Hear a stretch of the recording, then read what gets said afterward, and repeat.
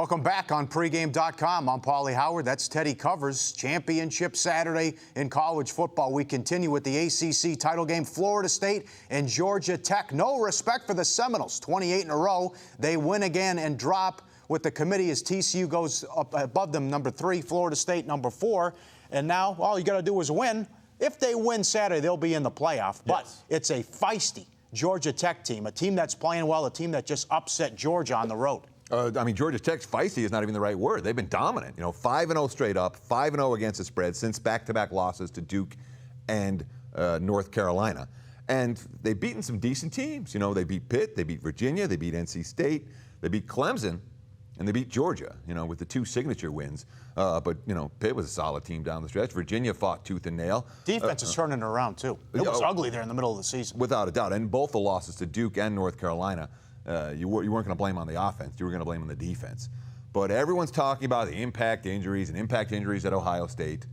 This is an impact injury for Georgia Tech. Wide receiver DeAndre Smelter, 35 catches this year, averaging 20 yards per reception.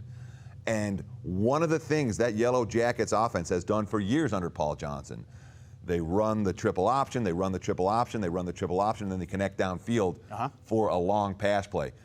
Who's come out of Georgia Tech? I don't know, Calvin Johnson, Demarius Thomas. They've had these game-breaking receivers that have made their offense that much tougher to stop. And Smelter is absolutely one of those guys. Well, he's out. He's not going to play here. I don't think he's going to be available for their bowl game. That is absolutely an impact injury for Georgia Tech for this contest. Let's talk about defense. Here's Florida State, a team that has had their weaknesses defensively this year, but very disappointing. Who's their defense coordinator? They took him from Georgia Tech. Exactly. They lost their defensive coordinator to Georgia. They grabbed the Tech guy, which is huge on a short week, getting ready for that offense. Bingo. Here's a guy, if there's one guy on earth that's going to know how to defend Georgia Tech's option, it's going to be a defensive coordinator. He was defending against that option every day in practice for years. Advantage Florida State. Now, this is a Seminoles team, and Tuesday group. I talk about, I don't know if people out there know what the Tuesday group is.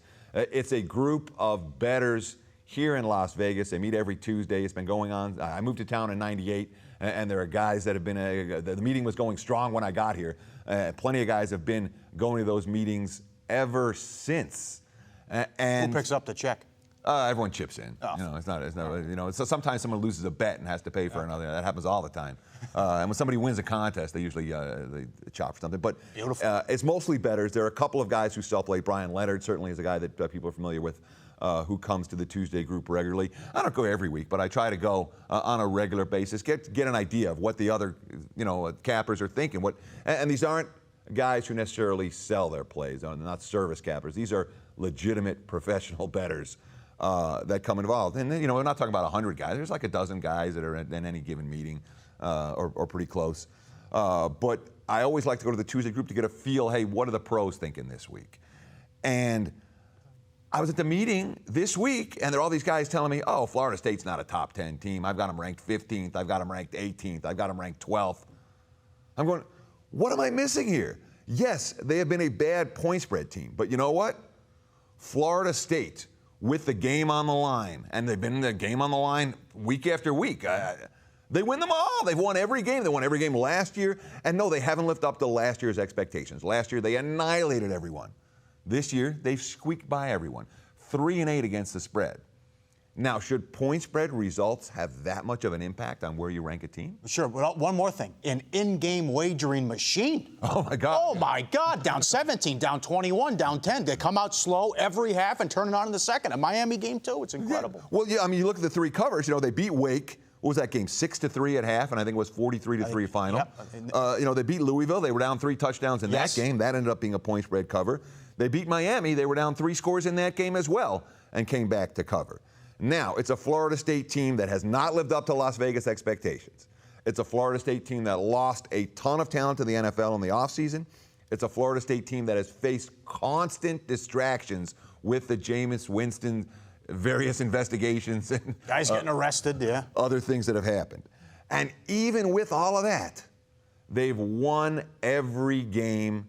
And no, they don't have a lot of signature wins. Is Notre Dame a signature win anymore? Not anymore. Florida a signature win? Not really. Georgia Tech's got the signature wins. I don't think Georgia Tech's a better team. And when it comes down to a game that Florida State cares about, and a game that Florida State, and not to say they didn't care about all these games, but now the pressure is ratcheted up. They've been here before. They've been winning these type of games all year. There's only one thing I can do in this one, Paul. What do you say? Let's make it official. And the most resilient team I've seen in college sports in 30 years. Will they use this as motivation that nobody believes in us? Can we get their A game Saturday against Georgia Tech and win? I think we can. I'm going to take Florida State minus the 4.5. And this is a number that's kind of been bounced up, it's bounced down. I'm not convinced it's going to move in any significant way from the current 4.5, so I have no problems locking in at that number now. And if you shop around, you should be able to find -4s out there, which is better. But the bottom line for me is I trust Florida State. Georgia Tech, they've been a great team to support for the last month. I don't think they're a great team to support here. Seminoles, in a game that matters, in a game they care about, they're the more talented squad. And again, they fall behind early. What are we going to do, Paul? Pound them in in-game wager. Exactly. Pound them. Florida, there we go. Let's whack each other. Get beat, yeah. Good luck to you. Great job, and good luck to everyone out there. Make some money this weekend on pregame.com.